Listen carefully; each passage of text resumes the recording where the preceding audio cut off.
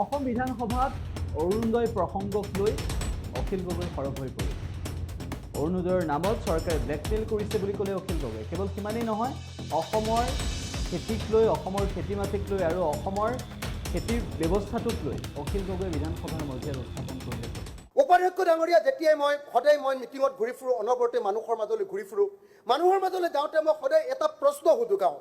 গাঁৱৰ মানুহবিলাকক সোধোঁ যে আপোনালোকে মোক এটা কথা কওকচোন, যে গাঁৱত মানুহবিলাকে খেতি কৰাৰ পাছত আটাইতকৈ বেছি কি কাম কৰি টকা উপাৰ্জন কৰে?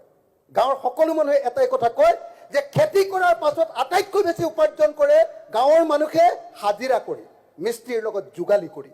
আৰু 2 নম্বৰ উপাৰ্জনটো কৰে বাহিৰত গৈ চিকিউৰিটি গাৰ্ড কৰি। উপাধ্যক্ষ ডাঙৰীয়া, আজি এই আটাইতকৈ ডাঙৰ নতুন প্ৰজন্মৰ আটাইতকৈ শক্তিশালী ল'ৰাবিলাক, যিবিলাক ল'ৰা আটাইতকৈ শক্তিশালী নতুন প্ৰজন্মৰ, সেই শক্তিশালী ল'ৰাবিলাকে যদি আজি চিকিউৰিটি গাৰ্ড কৰে বা আজি আমাৰ মানুহবিলাকে মিস্ত্ৰীৰ লগত যোগালী অৰ্থাৎ দৈনিক মজুৰি কৰে, সেইখন ৰাজ্যৰ কিবা ভৱিষ্যত আছেনে? সেই ৰাজ্যৰ ভৱিষ্যত বদলাবৰ কাৰণে এই বাজেটত কিবা কথা কোৱা হৈছেনে? যে নতুন প্ৰজন্মৰ এই ল'ৰাবিলাকক কেনেকৈ হাজিৰা কৰাৰ পৰা কিবা এটা উৎপাদনমুখী কামত ব্যৱহাৰ কৰিব পৰা যাব, কেনেকৈ চিকিউৰিটি গাৰ্ডৰ পৰা আনি কিবা উৎপাদনমুখী কামত ব্যৱহাৰ কৰিব পৰা যাব, এই সম্পৰ্কে এটা বাক্য এই বাজেটত উল্লেখ কৰা হোৱা নাই। বিজেপিৰ দিনত নিবনুৱাৰ সংখ্যা 23 লাখৰ পৰা এতিয়া 35 লাখলৈ বৃদ্ধি পালে, আৰু এই নিবনুৱাসকলৰ সম্পূৰ্ণ নিযুক্তিৰ কাৰণে এই বাজেট সম্পূৰ্ণৰূপে মৌন হৈ আছে। এটা বামৰ মহিলাসকল যদি কৈ আছে যে 1250 টকা দিম, সকলোৰে কাৰণে নহয়, মাত্ৰ কিছুমান মানুহৰ কাৰণে। আমি বাৰম্বাৰ কৈ আছো যে অৰুণোদয় যদি দিব লাগে তোমালোকে 3000 টকা দিম বুলি কৈছা, 3000 টকা দিয়া আৰু গাঁৱৰ বা নগৰৰ প্ৰত্যেকগৰাকী মহিলাকে দিয়াৰ ব্যৱস্থা কৰা, যাতে সঁচাকৈ মহিলাৰ সবলীকৰণ হয়। অৰুণোদয়ৰ নামত ব্লেকমেইলিং কৰি অকল বিজেপিৰ মানুহক অৰুণোদয় দিম, এইটো কেতিয়াও মানি ল'ব নোৱাৰি। আজি আত্মসহায়ক গোট যিবিলাকৰ আছে, আত্মসহায়ক গোটৰ মহিলাবিলাকক টকা দিম বুলি নচুৱাই আছে। তেওঁলোকক কিবা কৰাৰ কাৰণে, কিবা উৎপাদনমুখী কাম কৰাৰ কাৰণে কি ব্যৱস্থা এই বাজেটত আছে? মাইক্ৰ ফাইনেন্সৰ ধাৰ মৰাৰ কথা এটা শব্দ ইয়াত উল্লেখ কৰা হোৱা নাই।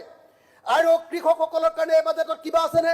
না জলসিঞ্চনৰ ব্যৱস্থা, না মাটি দিয়াৰ ব্যৱস্থা, না বীজৰ কিবা এটা ব্যৱস্থা, না সাৰৰ কিবা ব্যৱস্থা, না কৃষি যান্ত্ৰিকীকৰণৰ ব্যৱস্থা, এটা শব্দ ইয়াত ক'বলৈ সক্ষম হোৱা নাই।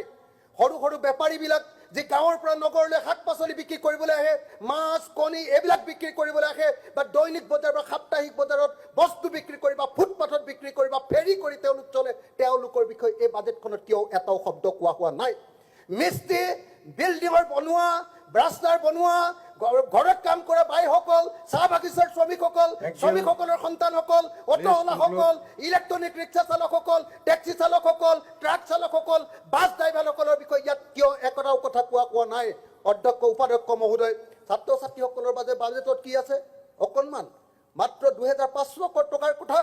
বাকী কি আছে ছাত্ৰ ছাত্ৰীসকলৰ? সামগ্ৰিকভাৱে ভোটদাতাসকলৰ বাবে এই বাজেটখনত কি আছে? মূল্যবৃদ্ধি ৰোধ কৰাৰ কিবা এটা ব্যৱস্থা ইয়াত আছেনে? বৃদ্ধ পেঞ্চন পোৱা মোৰ মা দেউতাসকলক যি মাত্ৰ 250 টকাৰ বৃদ্ধ পেঞ্চন পায়, তেওঁলোকৰ কাৰণে কি ব্যৱস্থা আছে? যিকোনো খবৰৰ বাবে যোগাযোগ কৰক 7099017330 লগতে 7099017110 নম্বৰত।